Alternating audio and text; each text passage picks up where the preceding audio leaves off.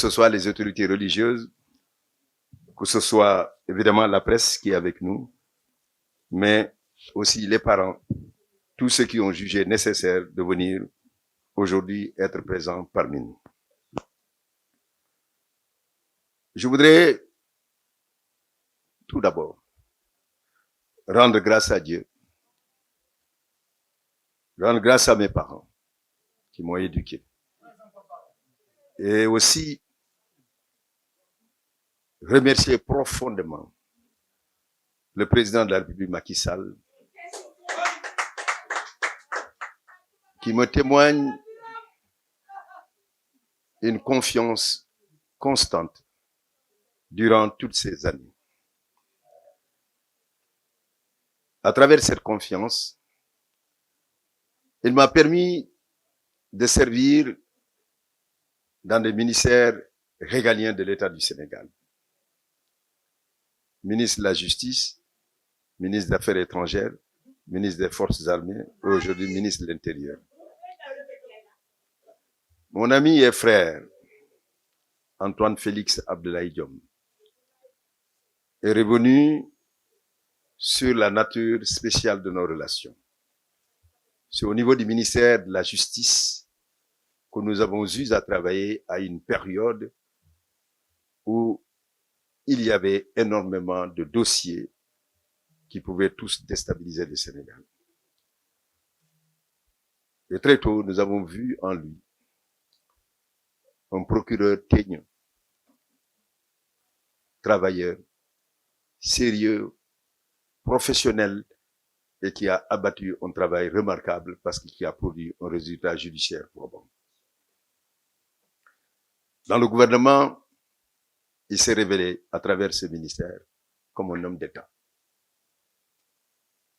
Parce qu'il a fait face à des crises en faisant preuve d'autorité, de courage, mais aussi de discernement et de capacité d'analyse des situations. Cela est très important lorsqu'on a la charge d'un ministère comme celui-ci. Je ne peux pas taire ces éléments, les qualités intellectuelles, mais il y a aussi les qualités humaines, parce qu'au sein du gouvernement, tous, on a une claire conscience de l'urbanité de l'homme, sa capacité à pouvoir apporter les solutions qu'on lui demande, mais en même temps aussi sa disponibilité quotidienne et permanente. Ce n'est pas seulement mon témoignage, c'est le témoignage de tous ses collègues du gouvernement.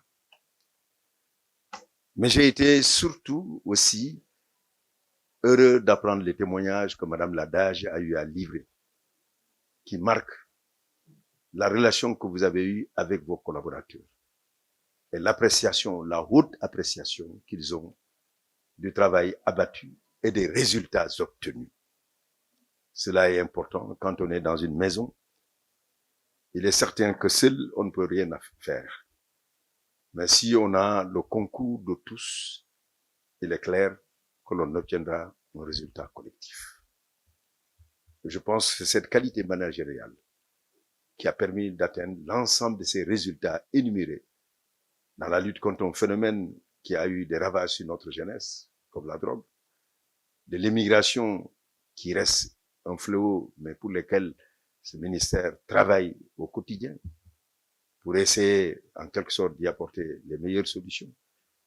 Mais surtout, ce qui souvent amène les tensions dans notre pays, l'organisation successive de 3 élections avec les résultats que nous avons connus. Et cela, nous devons vous féliciter pour cela, Monsieur le ministre. Je voudrais surtout dire que ce qui est important à retenir, la feuille de route qui m'a été confiée par son Excellence, Monsieur le Président de la République, Macky Sall, c'est de travailler à faire en sorte que, puisque nous allons vers des échéances, que ces échéances se déroulent dans les meilleures conditions, dans les conditions optimales, où chaque Sénégalais pourra, dans la paix et la sécurité, aller voter et pouvoir rentrer chez soi et attendre les résultats. Le verdict des urnes, qui sera le verdict du peuple, verdict qui sera respecté. Et rassurer tout le monde que notre pays est un pays de vieille tradition démocratique. Depuis un peu plus de 1848, dans la Deuxième République française, nous votons au Sénégal. Avec une capacité chaque fois de tenir face aux situations qui peuvent se présenter, qui sont des situations préélectorales. Mais le dimanche, après avoir voté, lundi, on retourne alors travailler. Nous avons connu 2 alternances alors très importantes. Une première alternance qui a révélé la qualité de nos hommes d'État. Nous avons connu un régime socialiste avec Senghor, 40 ans d'exercice du pouvoir. Et lorsque, en 2000, il y a eu les élections, le président de la République de l'époque, le président Abdou Diouf, a eu la hauteur, avant même que les résultats puissent être livrés, dire qu'il félicitait alors le président Abdoulaye Wade, vainqueur des élections. C'était un signal fort pour le continent africain et pour la force de la démocratie sénégalaise.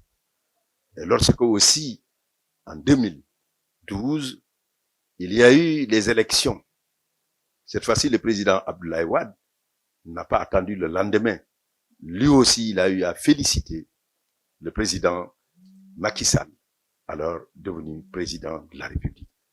C'est un signal fort des hommes qui nous ont dirigés, qui ont montré de la hauteur comme Senghor a eu à le faire, sans être contraint de le faire, en quittant, en démissionnant et en allant pour laisser le pouvoir au président Abdou Diouf. Un autre fait qui fait que le président de la République Macky Sall rentre par la grande porte de l'histoire, sans y être obligé. Il a pris la décision de ne pas se présenter à l'élection présidentielle du 25 février 2024. C'est un acte historique. Rien ne l'y obligeait, parce qu'avec certitude, il pouvait se présenter parce que la Constitution le lui permettait. Nous avons une jurisprudence bien établie en la matière. Il a fait ce choix-là. Et ce choix-là est un choix qu'il faudrait saluer.